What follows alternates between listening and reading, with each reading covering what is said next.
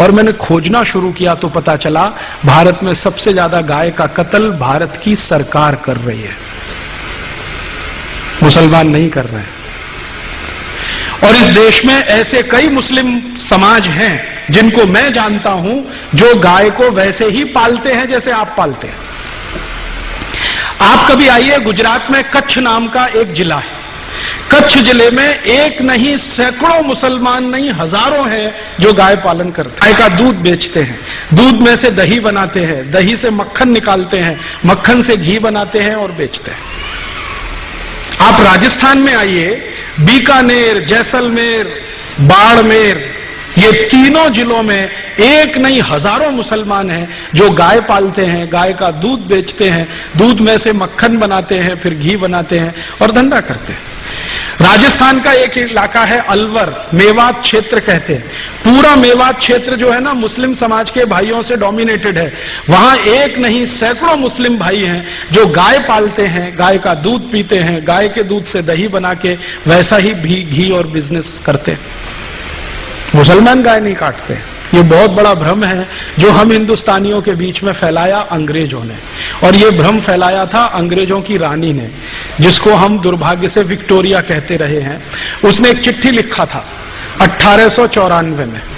अंग्रेजों का एक अधिकारी हिंदुस्तान में था, उसका नाम था लैंसडाउन, गवर्नर था इस देश में।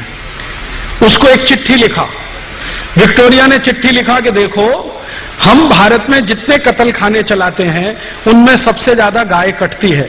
ये भारत के हिंदुओं को पसंद नहीं है क्योंकि ये उनकी अधिष्ठात्री है, माने हम उसको पूजनीय मानते हैं, मातृ समान मानते हैं।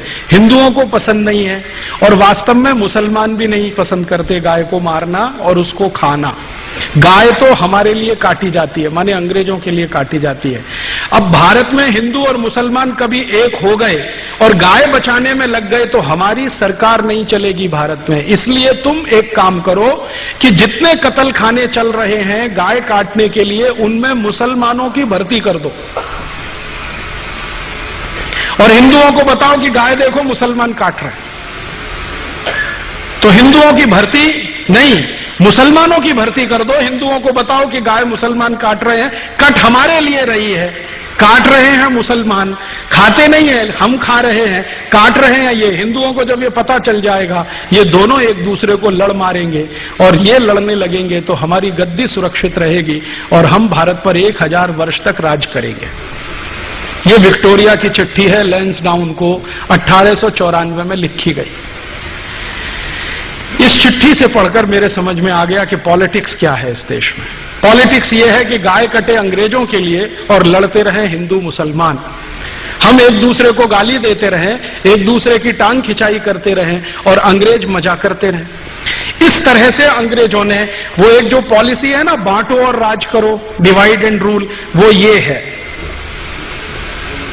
तो इस डिवाइड एंड रूल में हमको फंसाया, गाय को कटवाया और एक दो नहीं करोड़ों गाय को कटवाया इस देश में। एक कत्ल खाना जो कलकत्ता से शुरू हुआ, धीरे धीरे भारत के हर कैंट एरिया में फैल गया।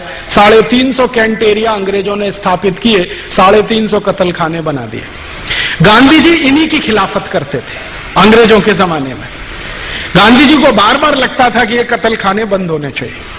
और गांधी जी के पहले एक और बहुत महान व्यक्ति हुए इस देश में जिनको बहुत पीड़ा होती थी इन कत्ल खानों के चलने से। उनका नाम था स्वामी दयानंद सरस्वती, जिन्होंने आर्य समाज की स्थापना की। उन्होंने तो अपने जीते जी एक फौज तैयार कर दिया गोरक्षा के लिए। स्वामी दयानंद सरस्वती ने एक संगठन बना दिया जिसका नाम आर्य समाज, आज तक जीवित है। 125 वर्ष पुराना संगठन है, कांग्रेस से भी पुराना संगठन। कांग्रेस जो राजनीतिक दल है ना, उससे पहले का ये आर्य समाज है। इसका एक ही काम था, गोरक्षा करना। और इस आर्य समाजी संगठन ने पूरे देश के नौजवानों को ऐसा चार्ज कर दिया था कि भारत के 7,32,000 गांवों में हर जगह गोरक्षा समिति बन गई थी। 1870 से ये शुरू हुआ और 1894 में आकर ये आंदोलन अपने सबसे उच्चतम शिखर पर था। और 94 में जब ये आंदोलन उच्चतम शिखर पर था तो भारत के हिंदू, मुसलमान, सिख, ईसाई, जैन, पारसी, बौद्ध सब मिलकर गोरक्षा में लगे हुए थे।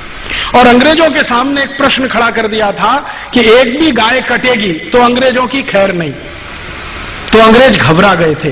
इसी घबराहट में रानी ने चिट्ठी लिखी थी 1894 में कि अगर इस आंदोलन को तोड़ना है, हिंदू मुसलमानों को लड़ाना है, तो तुम ये काम करो कि सारे कत्ल खानों में मुसलमानों की भर्ती करो और हिंदुओं को बताओ कि गाय ये काट रहे हैं।